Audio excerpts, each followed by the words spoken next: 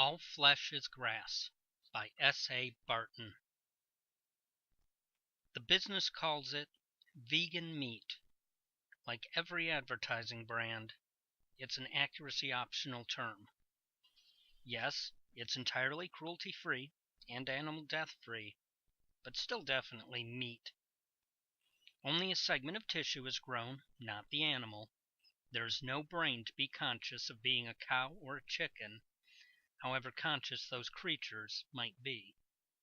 Unless, of course, brains are on the menu. We don't advertise that option, but it's obvious. It's true that a brain without input of some sort is just a lump of flesh, but the uninitiated can't help but think of it as an innately thinking thing. Vegan meat is a controversial name. The current thinking is that the controversy is an asset. It keeps the name in the public ear, keeps people talking and writing about it. It's the opposite of the thinking of the last generation of PR experts who repeatedly tried to change the name, which stuck the moment it came out of an uncredited technician's mouth. People simply ignored the new terms. Granted, some of them deserved to be ignored. NEAT, short for new meat, tops the deserved it list. Cruelty-free meat was too dry, too factual. Also, few customers want to buy something with the word cruelty on the label, no matter what the next word is or how good the product tastes. Clone Burger was too weird, but collectors loved to find the old packaging with Moink, the patchwork mascot, a puzzle stitched of cow and pig, sporting huge neon green neck bolts, and so on. In the early days when my father was laying down footsteps for me to follow in, VM was a hard sell. Anything made in a lab was, and sometimes for good reason. Oversight was less consistent than it is today, and a little too easy to sway if the right palms were greased. Vegan meat never really fit in the much feared Frankenfood category, no matter what Moink looked like.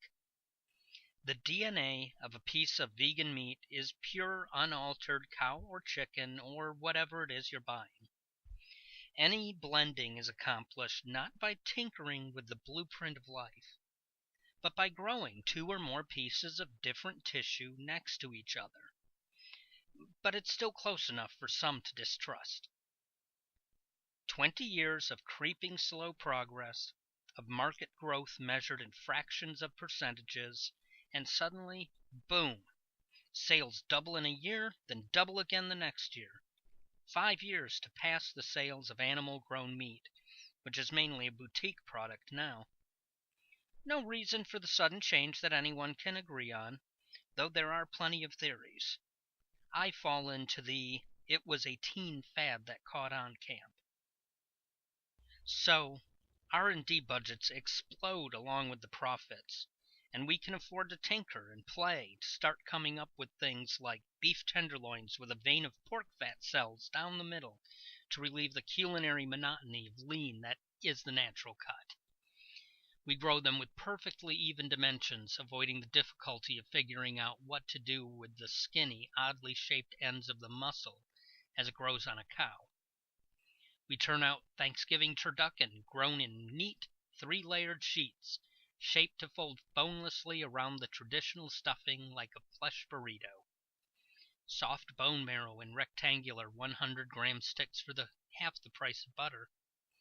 Billions of chicken wings without the complication of what to do with the rest of the bird, for which there is lower demand. Foie gras made by the adjustment of a liquid nutrient mixture, rather than a funnel jammed down a goose's gullet, regained its old appeal.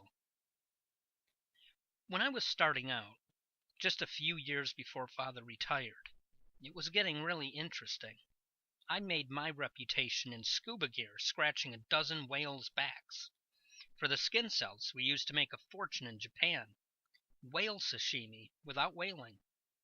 Chefs began to explore the possibilities of anything we could get a cell sample of. Rhino, eagle, sea turtle, manatee, cheetah, panda, mammoth. Sometime after the dozenth exciting new star of endangered cuisine, it gets boring. Which is why I've spent a year separating myself from the company my father built and I fattened. Why I've disentangled my finances from theirs, sold my stock, divested my options, transferred my retirement fund, switched banks, fired all of my insurance carriers, and found new ones. Why half of my net worth is tied up in a dark windowed storefront in the middle of the edgy trendiest neighborhood in this decade of the Big Apple's long history. Why the other half is tied up in the machinery of vegan meat making and a chef who knows, really knows, what to do with anything I can coax out of it. We open our doors Friday night. Come eat me.